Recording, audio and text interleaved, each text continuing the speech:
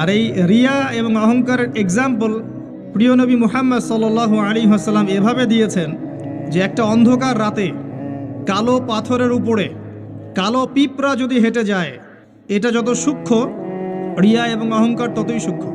নিজের অজান্তেই নিজের মধ্যে চলে আসবে, আপনি বুঝতে পারবেন না। যেটা আমরা ছেড়ে এসেছি 1400 বছর আগে, ওটাই ইসলাম।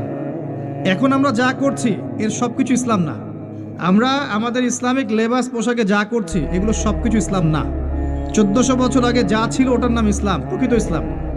এখন পালন করছি কথিত ইসলাম। কীরকম? যেগুলো করতে ভালো লাগে সেগুলো করি, যেগুলো করতে সমস্যা হয় সেগুলো করি না।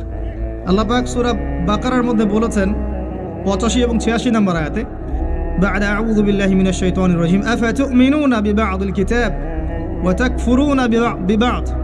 তবে কি তোমরা আল কোরআনের কিছু অংশকে মানো আর কিছু অংশকে মানো